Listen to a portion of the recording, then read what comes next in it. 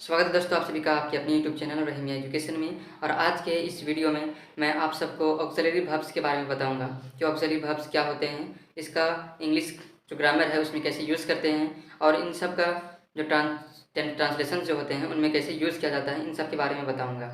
ठीक है, तो इससे पहले आप हमारे यूट्यूब चैनल पर अगर आप नए हैं तो मेरे यूट्यूब चैनल को सब्सक्राइब कर दीजिएगा। वीडियो अच्छा लगे तो अपने दोस्तों के साथ शेयर कर दीजिएगा और लाइक कर दीजिएगा। खासतौर से जो कम्पिटिटिव के एग्ज़ाम्स की तैयारी कर रहे हैं जो स्टूडेंट्स, उनके लिए ये वीडियो काफ़ी हेल्पफुल रहेगा। चलिए स्टार्ट करते हैं।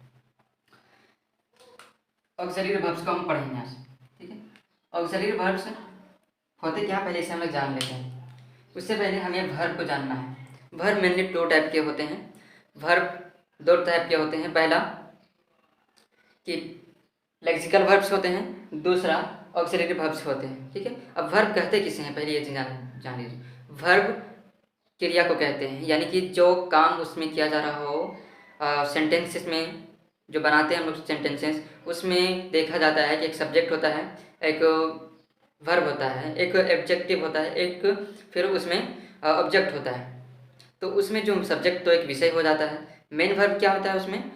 वर्ब के ग्रुप में दो तरह के वर्ब्स आते हैं किसी भी सेंटेंसेस में। पहला हेल्पिंग वर्ब, दूसरा मेन वर्ब। ठीक है, तो वही दोनों वर्ब्स के बारे में बात करूंगा, जिसे हेल्पिंग वर्ब और मेन वर्ब भी कहा जाता है। और इंग्लिश ग्रामर में स्टैंडर्ड रूप में अगर देखें, स्टैंडर्ड फॉर्म में, तो इसे लेक्सिकल और ऑक्सिलरी वर्ब में बांटा जाता है, यानी कि उनको नाम दिया जाता है लेक्सिकल और ऑक्सिलरी का। ठीक है, तो मेनली वर्ब ये होता है जो क्रिया है। किसी सेंटेंस में क्रिया क्या कर रहा है, क्रिया को बताने के लिए दो वर्ब का यूज किया जाता है, हेल्पिंग और दूसरा ऑक्सिलरी। ठीक है, तो लेक्सिकल वर्ब को भी थोड़ा सा जान लेते हैं क्या होता है। लेक्सिकल वर्ब उसे कहते हैं जो कि मेन वर्ब के रूप में इस्तेमाल किया जाता है सेंटेंसेस में, जैसे गो, ईट, रन।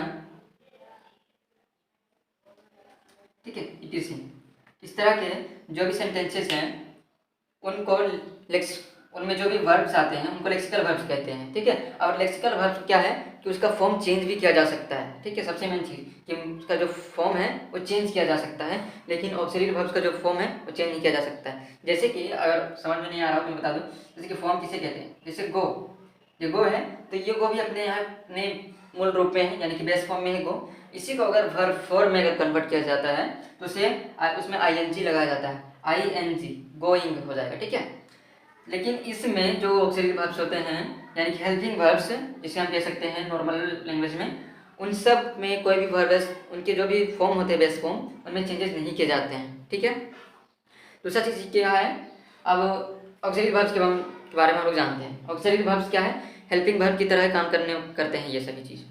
किसी भी सेंटेंस को उसको पूरा कंप्लीट करने के लिए, उसे एक्शन देने के लिए, ठीक है, उसमें क्या पॉसिबिलिटी आ रही है उस सेंटेंस में, क्या एबिलिटी है उससे सब्जेक्ट की, सब्जेक्ट क्या कर सकता है, उसमें कितनी इच्छा शक्ति है, उसमें कितने पावर है, उसमें नेगेटिविटी क्या है, उन सब को बताने के लिए हमें ऑक्सिलरी वर्ब्स का इस्तेमाल करना होता है। साथ ही साथ ऑक्सिलरी वर्ब्स ये समय को भी दर्शाते हैं।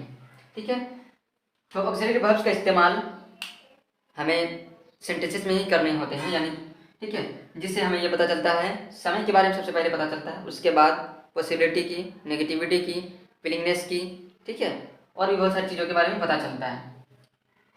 तो ऑक्सिलरी वर्ब्स तीन तरह के होते हैं। पहला प्राइमरी, दूसरा मॉडल और तीसरा मार्जिनल। ठीक है, अब जो ऑक्सिलरी वर्ब्स है उससे पहले हम लोग पढ़ते हैं प्राइमरी वर्ब्स। ठीक है, प्राइमरी ऑक्सिलरी वर्ब्स यानी कि प्राइमरी यानी कि प्रारंभिक, समझ में आ जा रहा है। ठीक है, प्रारंभिक जो वर्ब्स होते हैं उसका यूज़ हम लोग प्रारंभिक, जब भी हम लोग स्पोकन करते हैं इंग्लिश में, सेंटेंसेस को छोटे छोटे सेंटेंसेस जो बनाते हैं, या जब स्टार्ट करते हैं हम लोग इंग्लिश स्पोकन में इंग्लिश बोलना, तो हमें मेनली यही जो प्राइमरी वर्ब्स जो होते हैं ऑक्सिलरी वर्ब्स, इन्हीं का यूज़ करना होता है। ठीक है, इसमें तीन तरह के बातें वर्ब्स को के आधार पर हम लोग सेंटेंसेस को बनाते हैं। पहला जो है वर्ब, उसका जो वी है, वी यानी कि होना, इसका मतलब होता है होना। इसी के अकॉर्डिंग इसमें is, am, are, was, were, been and being का इस्तेमाल किया जाता है। यानी कि बी का जो है उसे अगर फर्स्ट फॉर्म में अगर हेल्पिंग वर्ब में यूज़ करना है तो इज, एम, आर, इन सबको यूज़ करना होता है। साथ ही साथ ये भी बी भी यूज़ होगा। प्राइमरी वर्ब का जो बी वाला सेक्शन है जो इसमें जिस सेंटेंस में होने का कोई अगर संदेश आ रहा हो कि इसमें कुछ हो रहा है, ठीक है, तो उसमें हमें इज, एम, आर और बी का इस्तेमाल करना है हेल्पिंग वर्ब के रूप में। दूसरा इसमें होता है फिर बीन, ये थर्ड फॉर्म के रूप में इस्तेमाल करते हैं। फिर बीन इसका फोर्थ फॉर्म के इस्तेमाल में करते हैं, ठीक है, फोर्थ फॉर्म में इस्तेमाल करते हैं बीन का। यानी कि सेंटेंसेस में जब भी कंटिन्यूस टेंसेस आते हैं तो उसमें हम लोग बीन का इस्तेमाल करते हैं, ठीक है। सभी के इस्तेमाल के बारे में इस एम आर कहाँ लगते हैं, मेनली अगर आप इसे देखेंगे तो प्राइमरी जो वर्ब्स होते हैं ऑक्सिलरी वर्ब्स वो ज़्यादातर टेंसेस में इस्तेमाल किए जाते हैं। नॉर्मली जो टेंस होते हैं 9 तरह के, उन टेंसेस में इस्तेमाल होते हैं। अगर आपने टेंसेस अगर आपकी क्लियर नहीं है तो आप हमारे यूट्यूब चैनल का जो प्लेलिस्ट है उसमें जाइएगा, टेंस का एक अलग से उसमें फाइल बनाया हुआ है, फोल्डर बनाया हुआ, उस फोल्डर में आप जाइएगा, सारे टेंसेस उसमें मिल जाएंगे और इन सब का यूज़ भी आपको पता चल जाएगा लगभग, ठीक है। तो उसमें बी का यानी कि होने के सेंस में अगर कोई भी कार्य होता है तो अलग अलग समय के अकॉर्डिंग हम अलग अलग हेल्पिंग वर्ब्स को यूज़ करेंगे, ठीक है।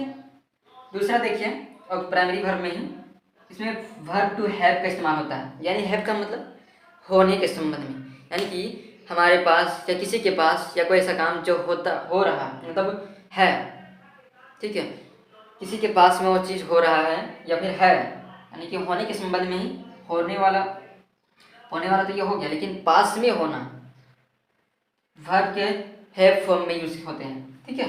उसी के साथ में हम लोग जो हमारा सेंटेंस टेंस होगा उस टेंस के अकॉर्डिंग हमें हैव, हैज और हैड का यूज़ करना होता है। आमतौर पर हैव और हैज का जो इस्तेमाल होता है प्रेजेंट परफेक्ट टेंस में होता है, तो वहीं पर अगर आप देखेंगे हैड का जो इस्तेमाल है तो वो पास्ट परफेक्ट टेंस में होता है, ठीक है।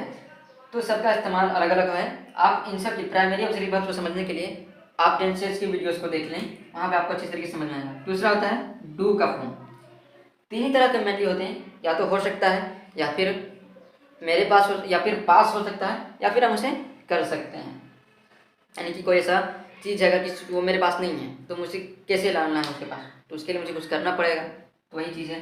तीनों चीज़ से ही हमारे नॉर्मल लाइफ की ज़िंदगी में बातें होती हैं, बस सेंस अलग अलग होता है, आपको पहचानने की ज़रूरत होती है, ठीक है। अब वर्ब टू डू, यानी कि डू का जो हेल्पिंग वर्ब बेस है उसमें हमें डू, डज, डिड का इस्तेमाल होता है। अब आप देख रहे हैं कॉमन सी चीज़ इसमें तीनों आप देख रहे हैं कि जो भी चीज़ें यूज़ हो रही हैं एक साथ चीज़, तो वो एक ही टेंसेस में यूज़ हो रही हैं। चाहे वो एक ही टेंसेस का कहने का मतलब है अगर वो प्रेजेंट में का इंडेफिनिट में हो रहा है तो पास्ट के इंडेफिनिट में ही होगा, ना कि किसी और में होगा। जैसे यहाँ पे डू डज, यहाँ पे डू डज का जो इस्तेमाल है वो प्रेजेंट इंडेफिनिट टेंस में होता है, तो वहीं डिड का जो इस्तेमाल है वो पास्ट इंडेफिनिट टेंसेस में होते हैं, ठीक है। और इसका जो इस्तेमाल है उसमें जो वर्ब का जो फॉर्म है यानी कि लेक्सिकल वर्ब्स का जो फॉर्म है वो थर्ड फॉर्म में आएंगे, ठीक है। सबका अलग अलग बटा हुआ है, इसमें भी आप देखेंगे तो थर्ड फॉर्म में इसका बटा हुआ है, इसका भी देखेंगे तो आपका थर्ड फॉर्म में बटा हुआ है, ठीक है। सॉरी, इसमें आपको सेकेंड फॉर्म का इस्तेमाल करना होता है, ठीक है, फर्स्ट या सेकेंड में। और इसमें भी अगर आप देखेंगे तो या तो फर्स्ट कीजिएगा या फिर सेकेंड को ही आपको इस्तेमाल करना है उसके लेक्सिकल वर्ब में, यानी कि उसका जो वर्ब है उसमें जो क्रिया हो रही है उस क्रिया में अगर आप इंग्लिश में उसे ट्रांसलेट करते हैं तो समय के अकॉर्डिंग उसमें आपको पहचान दिलाने के लिए सेंटेंसेस को आपको उसमें वर्ब का फॉर्म चेंज करना होगा हेल्पिंग वर्ब के साथ में, यानी कि ये जो प्राइमरी वर्ब है इसे आप हेल्पिंग वर्ब भी कह सकते हैं, ठीक है। दूसरा देखते हैं मॉडल ऑक्सिलरी वर्ब्स आते हैं। मॉडल ऑक्सिलरी वर्ब्स ये बहुत ही इंपॉर्टेंट हैं हमारे इंग्लिश स्पोकन में, इंग्लिश ग्रामर को कंप्लीट करने के लिए। साथ ही साथ ये सभी जो हैं ऑक्सिलरी वर्ब्स कॉम्पिटिटिव जो एग्ज़ाम्स होते हैं उन एग्ज़ाम्स में जो भी ग्रामेटिकल एरर्स होते हैं या फिर जितने भी उसमें फिल इन द ब्लैंक्स वाले जो क्वेश्चन होते हैं, चाहे वो स्टेट के लिए कोई भी वैकेंसी हो या फिर सेंट्रल वैकेंसी हो या फिर यूपीएससी हो या फिर स्टेट पीसीएस हो, सभी में लगभग इन सबसे आते हैं क्वेश्चन, ठीक है। अब यहाँ पे आप सब जान रहे होंगे कैन का इस्तेमाल कहाँ पे होता है, ठीक है। कैन का इस्तेमाल होता है इसमें, कुड का इस्तेमाल होता है, मे का इस्तेमाल होता है, माइट का इस्तेमाल होता है, ठीक है। अब हमने ये चार को एक साथ बताया है आप लोगों को, ठीक है। ये चार जो हैं हमेशा पॉसिबिलिटी, एबिलिटी, नेगेटिविटी और विलिंगनेस को दर्शाने का काम करते हैं, और कहीं ना कहीं कुड, मे और माइट, कैन के पास्ट टेंसेस में सिर्फ इनडायरेक्ट क्वेश्चंस को बनाने में काम आते हैं। ठीक है, जैसे कि उसने कहा मैं कर सकता हूँ। ठीक है, तो इसमें क्या हो जाएगा sentences, he said I can do it. ठीक है, उसने कहा कि मैं यह कर सकता हूँ। ठीक है, लेकिन अब उसी को अगर डायरेक्ट फॉर्म में कहें, ठीक है, सॉरी ये डायरेक्ट फॉर्म मैंने बताया, इनडायरेक्ट फॉर्म में कैसे बताएं, यानी कि उसने जो कहा उसको अपने तरफ से बताया जाए, यानी कि उसने कहा कि मैं कर सकता हूँ, तो इसमें अभी मैंने डायरेक्ट फॉर्म में बताया, he said that I can do it. लेकिन अगर उसी को इनडायरेक्ट फॉर्म में बताना हो तो कैसे कहेंगे, यानी कि उसका कही हुई बातों को हम अपनी तरफ से ले जा करके बताएंगे। ठीक है, जैसे he said that he can do it, he can it, he can do it. ठीक है, he said that he can do it, यानी कि उसने कहा कि वह, अब मैं अपने तरफ से कह रहा हूँ, वह ये काम कर सकता है। ठीक है, तो इसी तरीके से इनडायरेक्ट और इनडायरेक्ट और डायरेक्ट और इनडायरेक्ट का जो सेंटेंसेस हैं वो कम बनते हैं। तो ये सारे जो सेंटेंसेस हैं वो एबिलिटी, पावर, विलिंगनेस और नेगेटिविटी को दर्शाने के लिए सभी होते हैं। ठीक है, अब इन सब पर मैं एक सेपरेट अलग से वीडियो लेक्चर से लेकर के दूंगा, और ये कैन, कुड, मे, माइट, इन सब का जो है चारों का एक वीडियो में मैं कवर करूंगा। उसके बाद जो है विल का तो आप लोग अगर टेंसेस में पढ़े होंगे तो फ्यूचर टेंस में यूज होता है विल का।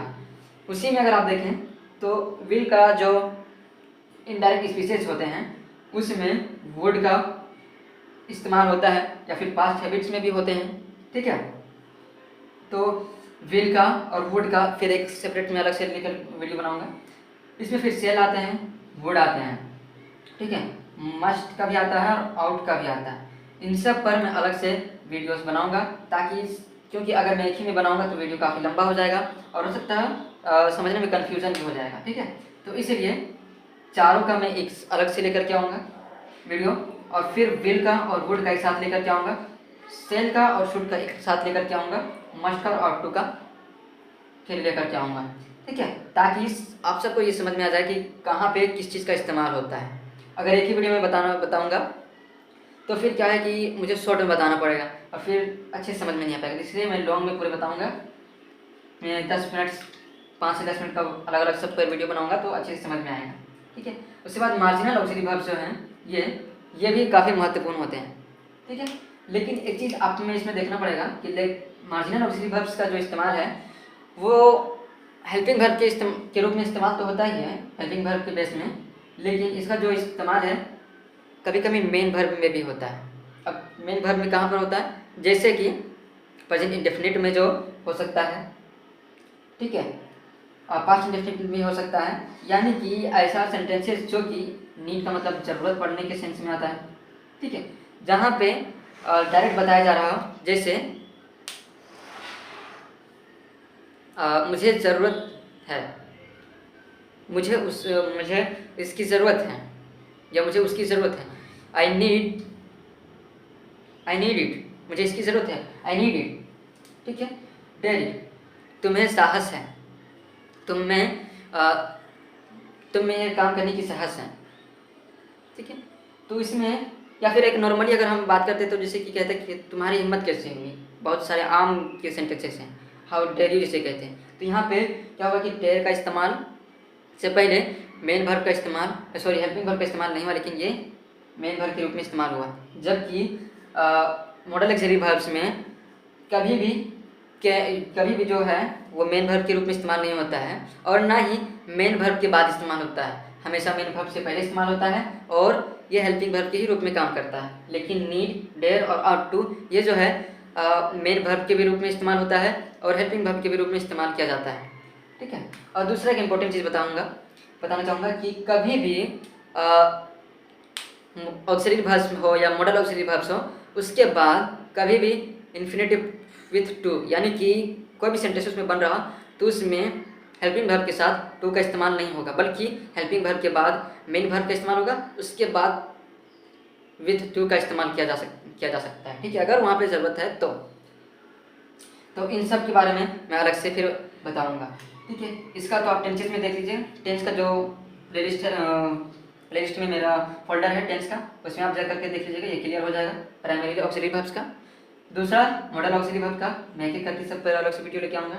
दूसरा मार्जिनल ऑक्सिलरी वर्ब का है, इस पर भी मैं अलग से वीडियोस लेकर के आऊँगा, ठीक है।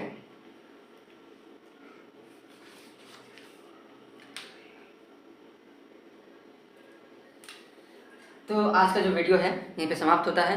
वीडियो अच्छा लगे तो अपने दोस्तों के साथ शेयर कर दीजिएगा और अपने वीडियो को और मेरे यूट्यूब चैनल को सब्सक्राइब कर दीजिएगा और वीडियो को लाइक कर दीजिएगा। Thank you.